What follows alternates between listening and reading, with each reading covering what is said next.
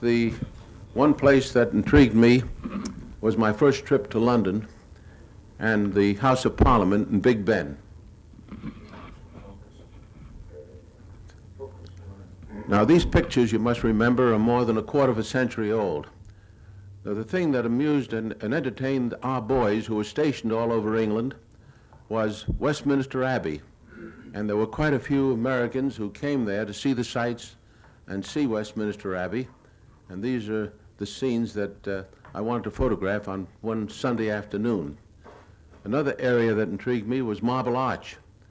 The Marble Arch on one Sunday afternoon was full of people.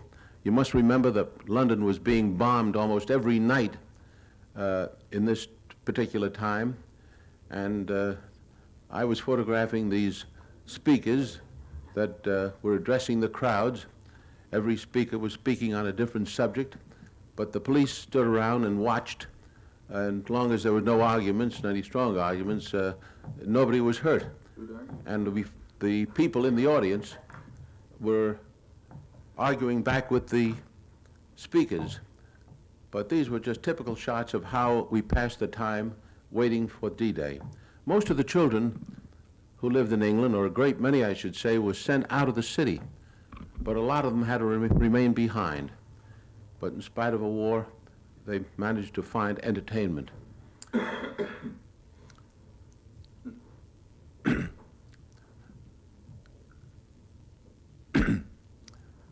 I was rather surprised to see these children drinking out of community drinking cups that were changed to the fountain. And I'd like to make candid shots of these children so they didn't notice me, but every once in a while they did.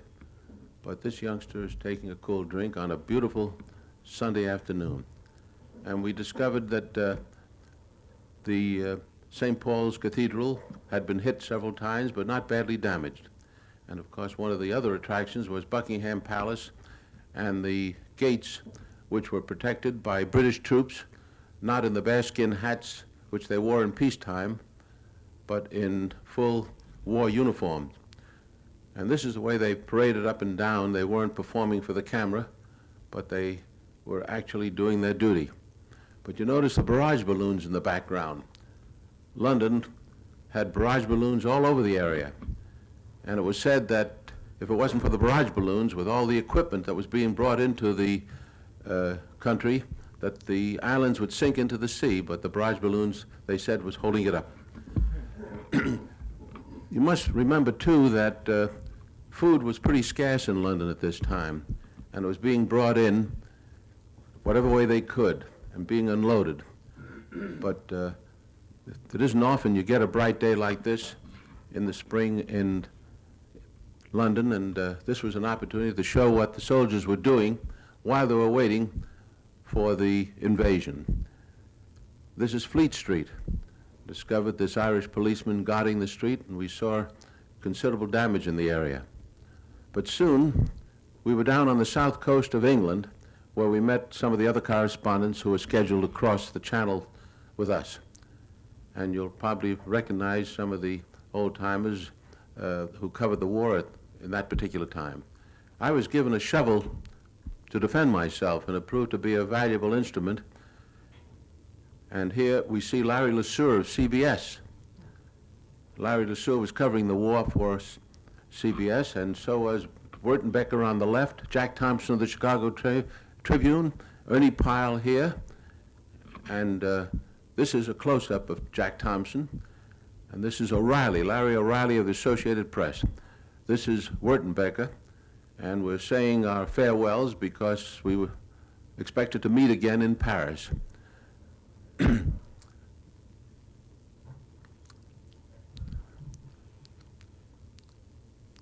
Here on the left we see Clark Lee of INS and Bill Stoneman, who came from Chicago, from the Daily News, and several other of the correspondents were being aboard a military truck to be taken to the south coast.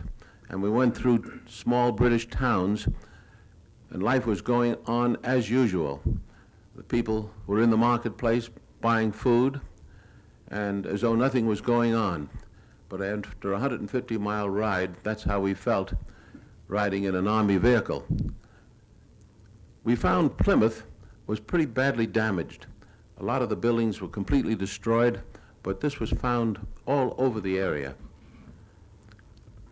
Soon we were approaching the dock area, and we found these American jeeps ready to be boarded aboard landing craft, and you notice the bars that are attached to their bumpers, and they're designed to cut wires that the Germans had a habit of putting across the road that would sometimes cut off the head of the drivers.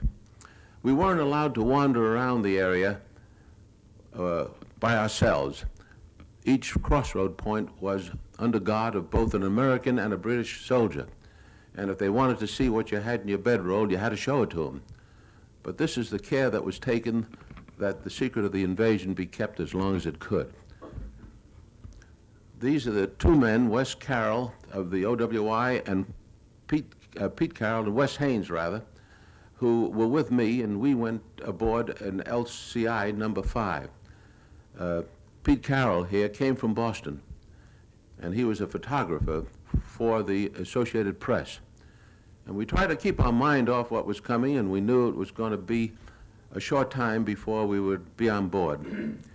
We had our first taste of K-rations, which didn't taste bad if you were hungry. And we also were able to see the beautiful countryside in that area. And these are the sort of shots I wanted to bring home to show my family and friends.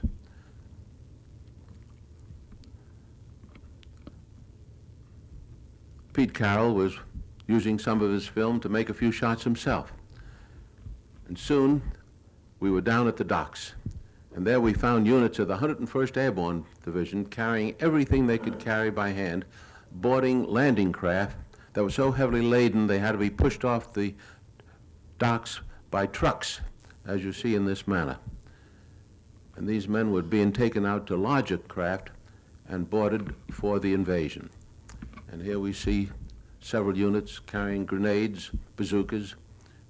They didn't have an opportunity to load this aboard jeeps that were not fully available at this particular moment. We were aboard a fleet of LCIs, and here shown with the commander of the invasion group in the center, and the captain on the right, rather the captain of our ship, Lieutenant Patton, was in command of the LCI number 5, and we found out that he participated in several invasions in the Mediterranean area, and we felt rather confident that he knew what he was doing.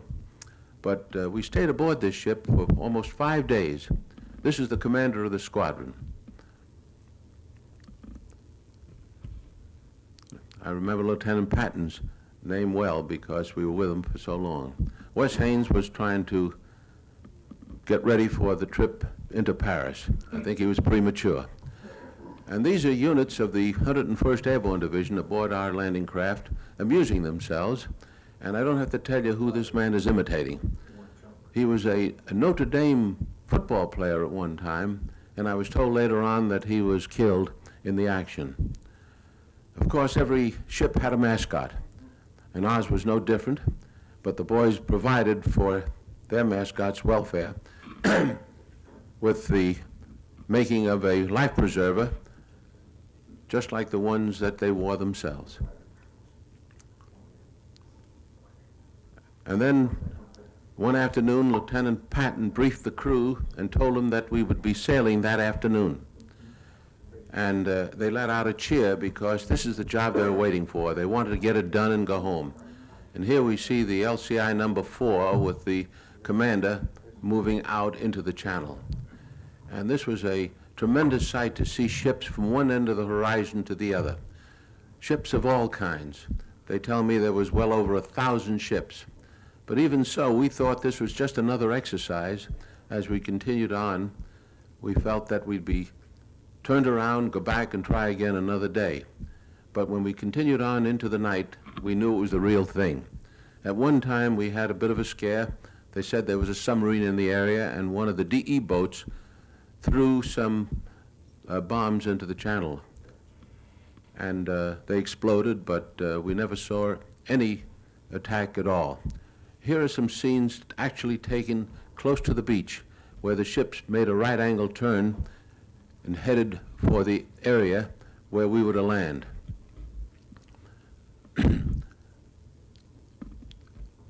That is a DE boat in the distance. And of course, we were on the alert for any kind of attack, even airplane attacks.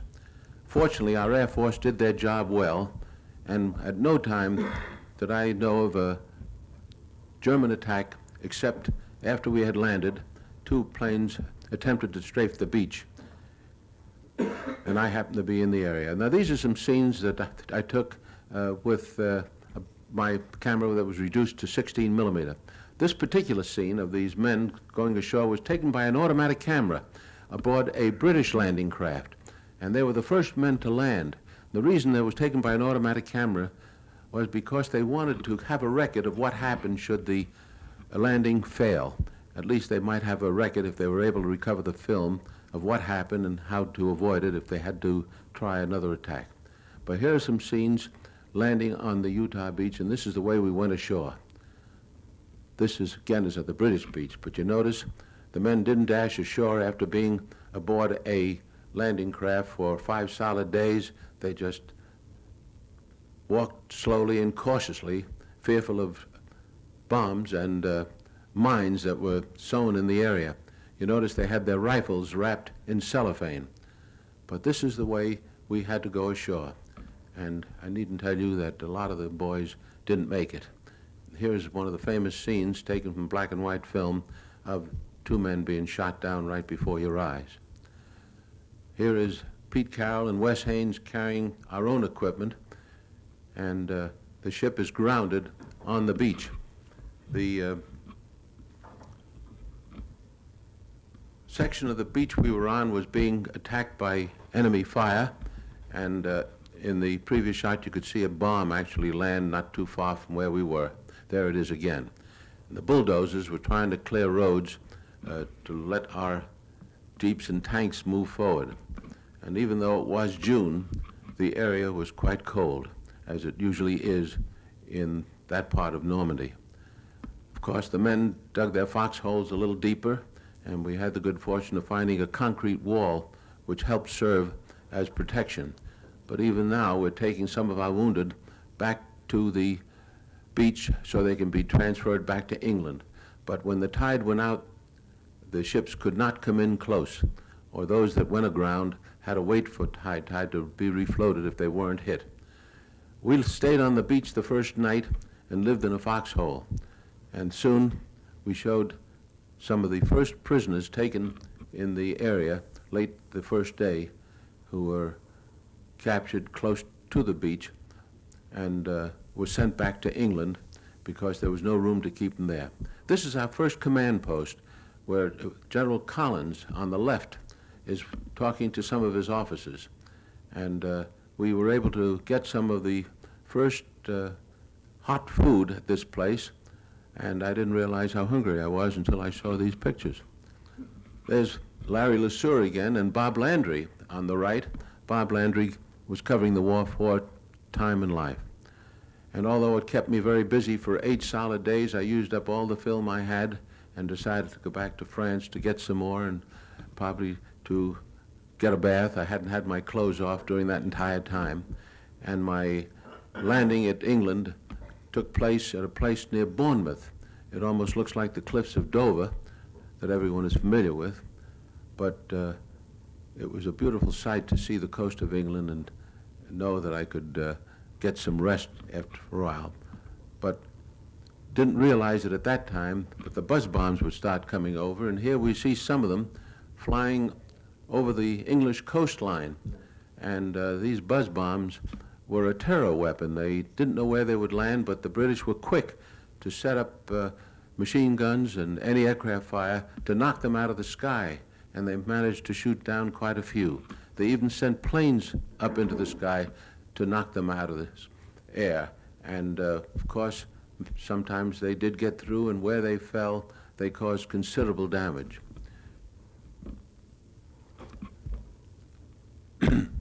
But you must have missed that pretty good shooting.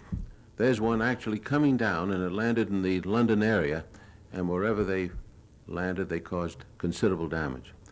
My second crossing of the channel was made on an LST, and this time with units of the 3rd Armor Division that was sorely needed because they were bringing over more tanks and vehicles to carry us in the direction of Cherbourg because we needed a port badly. The LST was manned by a British crew. That's the captain in the British uniform. But we were in a long convoy of many of them, everyone loaded to the gills with equipment that was sorely needed. But here you'll get an idea of what the beach looked like, and these ships are actually waiting for the tide to recede so they could send their equipment ashore without going through deep water. On D-Day, they had to go through the deep water. And at this particular moment, they're waiting for the ramps to be rebuilt after a severe storm so they could go ashore without damage. Now, you can see the problems they had on D-Day because when the landing craft hit the sandbars, the men started wading ashore and found deeper water ahead, and those that had their life preservers too low around their waist turned turtle, and many were drowned. But these are units of the 3rd Army heading in, crossing the deep spot just ahead of them, and headed toward Cherbourg itself. This was a remarkable sight, and the ships were lined up as far as the eye could see, bringing supplies ashore. We needed Cherbourg badly because we thought we could use it as a port, but we found that Cherbourg, shown here, was pretty badly destroyed by the Germans themselves. They destroyed the docks, which we thought we could use, and it took them, if I recall, almost 2 months before we could bring a ship in. They set up mines and destroyed the famous Cherbourg docks where the transatlantic liners used to land.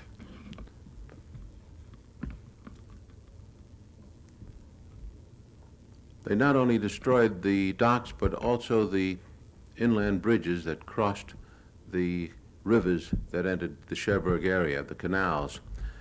This is one of them was destroyed by the Germans.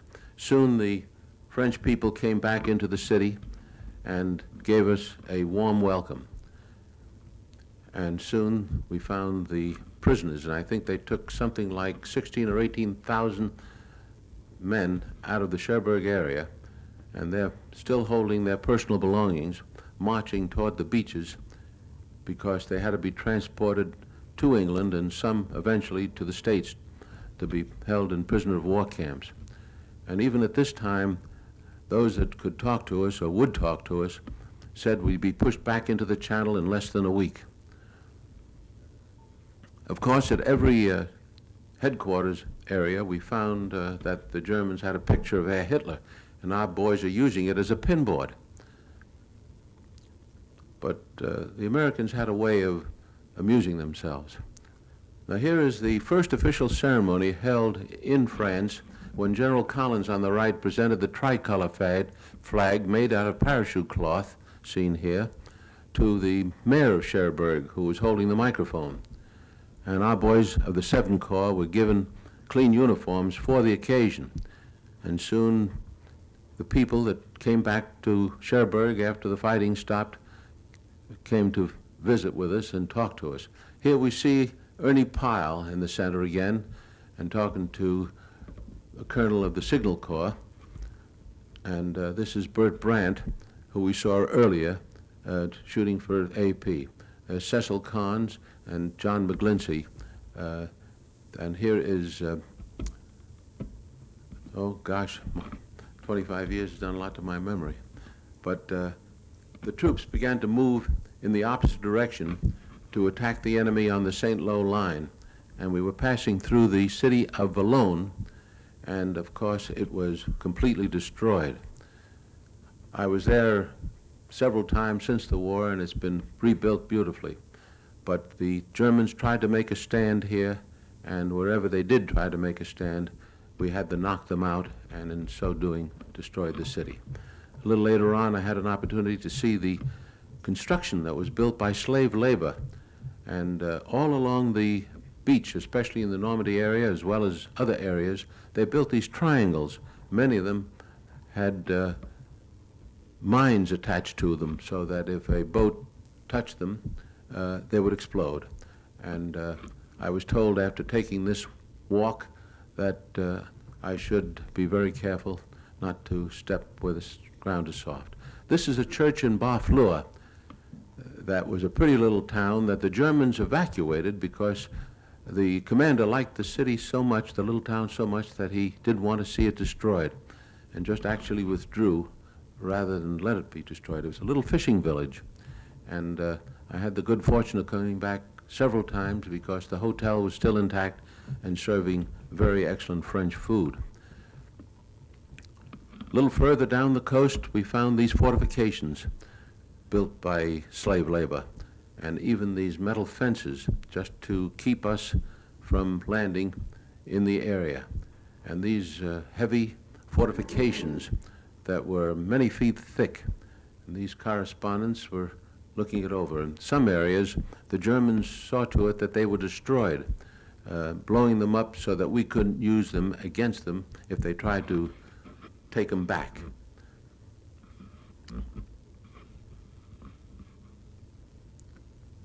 They even destroyed their own weapons. But we noticed that the walls and fortifications were very thick and very strong.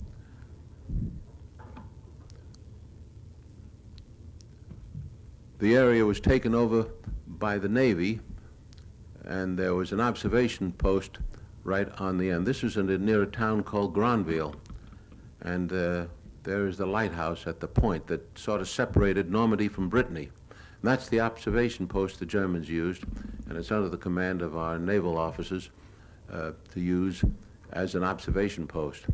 Soon we brought in some of our big armament, and they were set up in a field and firing at German positions. But even though the guns were firing, the French people were bringing in the crops as though nothing was happening. This surprised me, and I couldn't help but wanting to make a picture of it. Of course, these heavy guns caused terrific concussion, and it was difficult to hold a handheld camera that long. One of the first things that the Americans did was to build an airstrip in the St. Mary Glees area, not far from the coast. And they used a strip that was supported by metal wire to keep the planes from sinking into the ground. And they were using it also as a place to take off from with 500-pound bombs under each wing. But the strip was so rough that frequently the bombs would break loose, and even though they were armed, they had to be disarmed and taken off the runway.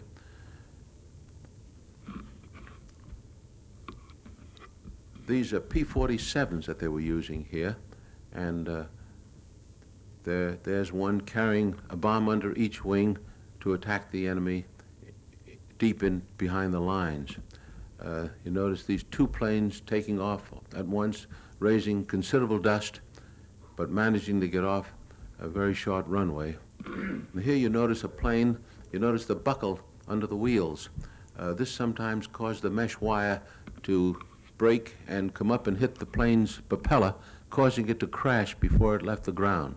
And here's an unfortunate accident, two of our planes.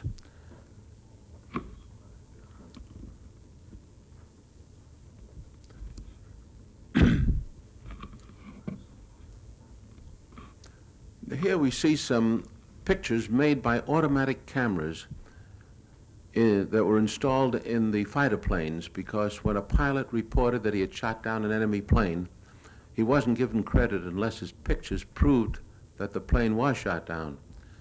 And these automatic cameras would operate in conjunction with his machine guns. And if you look closely, you'll see the pilot jump out of the plane in the shot. But you notice, too, that a lot of these planes are still carrying the extra fuel tanks that they were carrying underneath the wing. And whenever the bullets hit that tank, the plane would explode, as you will see here. But when you saw shots like this, you know that the pilot never got back. And one of the highlights of our trip across France was Mont Saint-Michel. Mont Saint-Michel was on a river that separated Normandy from Brittany. And here we met some of the other correspondents. This is Bob Capper of Time magazine, and I know there's a member in the audience who knew Bob Capper. And Bob Capper was eventually killed. He was covering the war in Indochina when the French was fighting. But at Mont Saint-Michel, we found the Poulard Hotel, run by Madame Poulard. And the reason we liked the place is she served some delicious omelets for which she was famous. And that's Madame Poulard and her famous hotel in the background. And a lot of the correspondents gathered here to fight the war from this point because we were closer to the front line, if you could call it such, than we were at our main bases. And there we see the river that separates Normandy from Brittany. This is a beautiful little island, and the building at the top is a monastery that was still intact. It was not destroyed at all. And here are some of our GIs looking over the sights of the monastery, being shown around by a woman guide.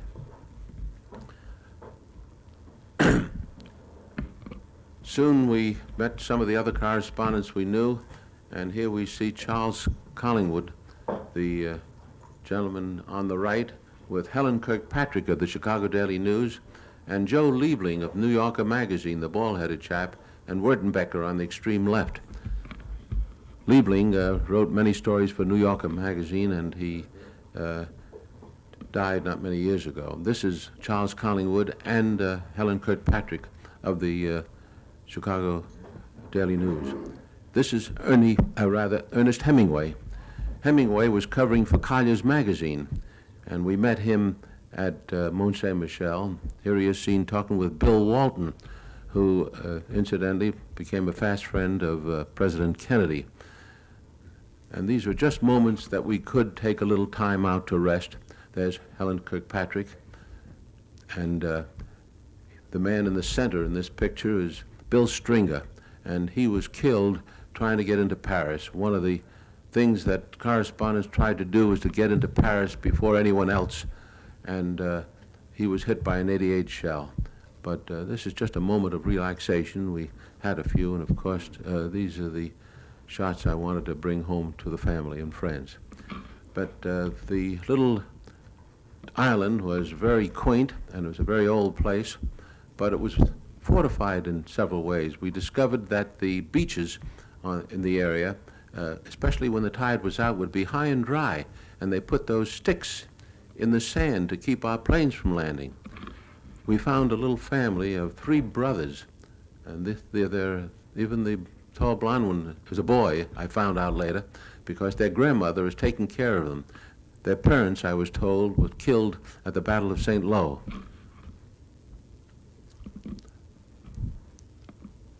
One afternoon, rather late, I walked out behind the island because as the sun was setting, I could get some interesting shots of the island from the seaside, because they have an extremely high tide here and would leave the island high and dry, but the tide would come in real fast, and there was always danger of quicksand, so I didn't stand in one place too long. But the receding waters left this unusual design in the sand. We didn't stay at Mont Saint-Michel very long, but continued on deeper into France. In fact, I went into Brittany for a while and discovered that the boys had found a lake there, which we'll see in a moment. But the countryside was beautiful. It was during the summer, and the crops were still in the field. But our boys, after washing out of a helmet for many weeks, decided to use this beautiful lake for a bath. They were permitted to do so because they were fighting the enemy at an area called St. Malo. And incidentally, you probably recall the Germans held out at St. Malo for many months, almost to the end of the war. And of course, it's the American sense of humor that helped them win the war, too. But here are some of the correspondents that we sometimes travel together, and we found a little river that proved to be useful as a bath.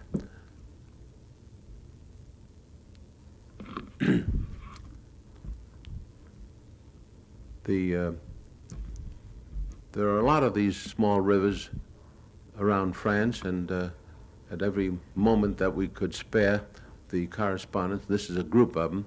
That's Ralph Morse in the front, and Huey Broderick, and Joe Priestley, and of course here we see Edward G. Robinson.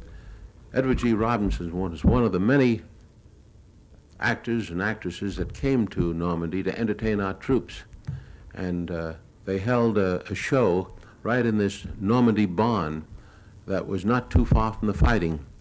And I found out later that the intermission had to be called when the shells came too close. Of course, all you had to do was point a camera at Robinson, and he acted. Soon we found ourselves in Rambouillet. Rambouillet was 52 kilometers from Paris and was the headquarters for all the correspondents that came there. We see Ernie Pyle again on the left, and George Stevens, the Hollywood director, myself, and of course Pete Carroll. It was shortly after these pictures were taken that Ernie Pyle decided to return back to the States and then went to the Pacific, where he was killed. George Stevens was a very well-known Hollywood director, I'm sure you recall, and he died only a few years ago. But practically every correspondent turned out to try to get into the city of Paris. But we found, as I said earlier, that the General Eisenhower had given permission to the 2nd French Armored Division to take the city of Paris, because the important thing was to destroy the enemy, and they didn't consider Paris as a target. It would delay them if they did try to take the city themselves. They wanted to circumvent the city because they wanted to give the honor to the French. General Leclerc was in command of the 2nd Armored Division, and he refused to let the correspondents accompany his force to get into the city, simply because he didn't want any shots made until he had the city secure. We were glad to see Paris because it was a city of great beauty, and we were amazed at the way the people turned out. And these are some of the shots taken on the first day of liberation. I just didn't nearly get enough of these shots because there was too much to do. And soon General de Gaulle came into the city and paraded down the Champs-Élysées. And here he is taking the salute and receiving some flowers from a French girl. It must be remembered that de Gaulle was not well known at this time, and very few people could listen to the radio reports that told about his work in England prior to crossing the Channel. But soon he became very popular. It seemed as though everybody in Paris turned out to see de Gaulle. And he was marching down the Champs-Élysées at this point, and it was a tremendous sight to see. Later in the day, our own troops paraded down the avenue, and this was something that made us all proud. And here's de Gaulle parading, and suddenly firing opened up from forces that were left behind, and they thought from the FFE and some of the fascists that were still in the city trying to panic the people. But if you stuck your head out a window, you were bound to lose it. And this went on continuously for several hours. In fact, I was in the middle of this thing, and these are shots that I took of people lying flat on the ground. They'd get under our car. We couldn't move the car while they were trying to get the people to stop shooting by raising white flags. But it went on continuously, and although it was small arm fire, de Gaulle just stood his ground. Mother wasn't taking any chances. But this is the way the streets of Paris looked on the day of liberation. They did catch some of these people who were responsible for the shooting, at least they told us that, and unfortunately they beat them to death right on the spot. It was a rather ugly sight to see, but somehow it was the war of nerves. Some of the buildings still contained Germans that were at headquarter points, and they were sworn at by the French. These are some shots made late in the day of the American troops marching through the streets of the city on the way to the front lines. Wherever we stopped, the French were there to trade champagne for cigarettes and to talk to us and find out what was going on. We were able to see the city. It wasn't badly destroyed. There was some small arms fire. The lion lost his tail, but generally speaking, all the bridges were intact over the city, and this is the Opera House. And since it was my first trip to Paris, I enjoyed seeing the beautiful city of Paris. Soon the people of Paris were out parading again along the Champs-Élysées with their newfound liberty. We discovered that the Eiffel Tower, which was reported destroyed and used for arms, was still intact. And soon I managed to get permission to go up into the Eiffel Tower and see what it looked like from up above. But there was much to be done, and even though Paris looked beautiful, conditions were very poor. The railroads were practically destroyed. There was no way of bringing in food. In fact, when we were coming down the road, we saw large trucks waiting to get into the city, loaded with all kinds of foodstuffs to support the city, which was in dire need not only of food but of coal, because at this time it was getting pretty cold. It was late in the year, and there was no way of getting supplies in.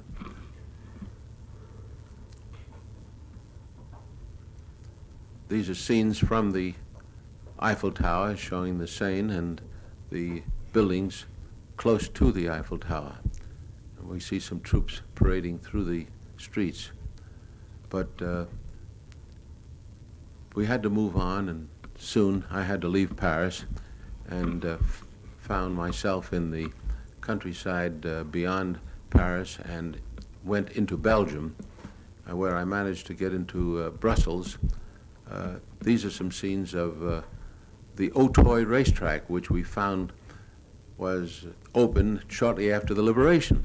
This surprised everyone, but they made them close the track after a few days of meeting.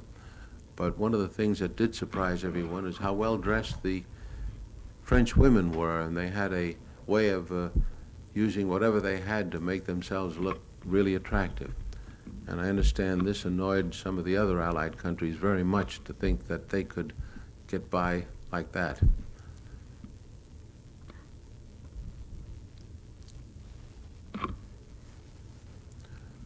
They even opened up the art galleries along the streets, and we didn't know whether they were permitted to do this prior to our getting there, but they certainly opened up for business very shortly after we arrived.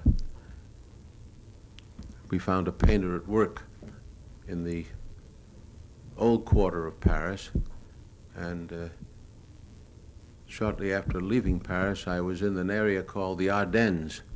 And the reason I took some of these shots of the countryside, because the weather was turning cold and the trees were turning their fall colors. And this is the town of Houffalize, which was completely destroyed on the breakthrough that occurred and the attack on Bastogne. I was in Bastogne just a few days before the breakthrough and was fortunate enough to get out of there, not knowing about the attack, but I did think that this was a place that the enemy could hide troops, and they did. That's General Collins again, talking to General Morris Rose, who was in command of the 3rd Armor Division. This is General Rose on the left. General Rose was killed in Cologne. It was an unfortunate happening because they thought they had the place protected, but there were some enemy troops in the area, and he was shot. These are units of the 3rd Armor Division that were fighting the enemy, and we managed to get some shots of them as they were being entertained by German children. We had a tremendous reception all the way across France, but when we got to Germany, the reception was not there. All the homes in the German area had white flags in front of them as an indication, of course, of surrender. And the children here were actually on their way to school, and children everywhere look cute, and they're holding their ears because our guns are firing not far away, and they were just trying to avoid the noise. We found the Siegfried Line, as it was called, or the Dragon's Teeth, which were built again by slave labor, I'm told, And they were not a fortification against our tanks because our bulldozers took dirt and pushed it over the top of them and rode right over the top. But we found these fortifications stretched out from one end of Germany to the other, because somehow they felt that we'd perhaps get to Germany, and they were trying to keep us out, but they didn't succeed, of course. The war was moving rather rapidly at some points in Germany, and soon I found myself in the town of Aachen. Aachen was under fire when these pictures were taken. That's the reason the scenes are devoid of people. There were mortar shells passing over our heads all the time, and the enemy was holding the center of the city as we were making these shots, and we were just wondering how long the battle would take, and we discovered that the troops were just down behind that mold or that wreckage in the distance, and soon we discovered that these reserves were just a block or two behind the front line, and they were waiting to be called in. I was told later on that the captain you saw in the picture a moment ago, somebody in the audience knew him and said he was killed in the action that took place shortly after that. Well, after Aachen, I was invited to fly home, and this is something I was glad to be able to do, because here we see some of the cemeteries that were built on the Normandy beaches, above the beaches, and these are scenes of Berlin showing the tremendous damage that occurred in the city. The bombings were intense, and very little of Berlin was left standing. It shows that wars don't seem to prove very much except to destroy property and kill people. And we sometimes think that maybe one day we'll learn how to avoid wars, and perhaps we've made wars so deadly that we'll have to avoid them in the long run to stay alive. Soon I was able to photograph some of the events when General Eisenhower came back to the States and was greeted in Kansas City. These shots were made with a telephoto lens at quite a distance. Then I was able to visit the collection of some of the weapons the Germans used just after the invasion. This is the V-2 rocket that followed the V-1s. The V-1s were a terror weapon, and the V-2s were certainly the same, but that was the first time they used rockets, and they were able to shoot them great distances. The V-1s, and I heard many of them come overhead, were like a motorcycle engine, and whenever the motor stopped, it would cause the bomb to drop.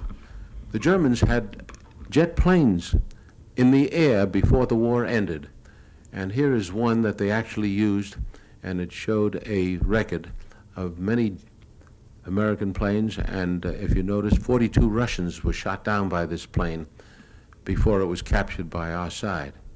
And in this exhibit, we see one of the Japanese kamikaze bombs that was on exhibition, and one of our pilots is trying it for size. And they didn't like the idea that you only had a one-way ticket, because they were intended to destroy the target they were after and the pilot with it. This plane, I was told, was built by the enemy to bomb New York, and it could fly the ocean and back, and they appropriately named it Alles Kaputt. Here we see some shots of what I call what the next war might look like, and this is the explosion of the atomic bomb in New Mexico. And I always like to feel when I show these pictures that perhaps it'll remind people that we ought to remember what World War II was like, and that World War III would be much worse.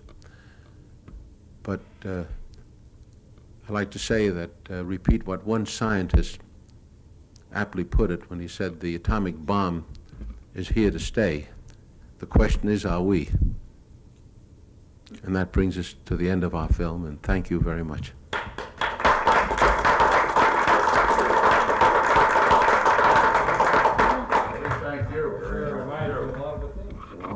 Thank you. Pictures of Plymouth and Bournemouth and English Channel. Very familiar. Very familiar. You remember it. Well, the pictures have lasted. They're beginning to fade, I'm afraid. And I guess in time, I fortunately have a print of it and try to keep them fresh as long as I can. They're remarkable, I think. Well, thank you, sir.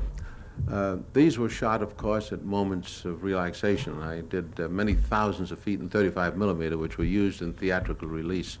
But you needed 4 hands to operate 2 cameras. You must have had to guard your film, didn't you, pretty closely? Well, I have a little secret to tell about the film. I took along a limited amount of film, but the Signal Corps, whenever film was out of date, would not want to use it. If it was 1 day past the date line, they'd destroy it.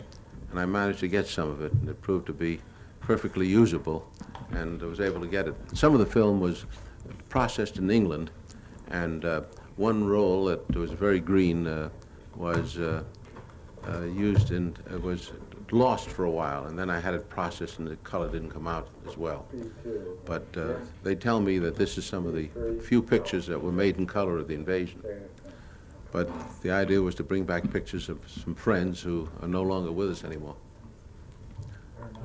We appreciate it very much. Thank you very much, gentlemen. I appreciate your kind attention. Thank you.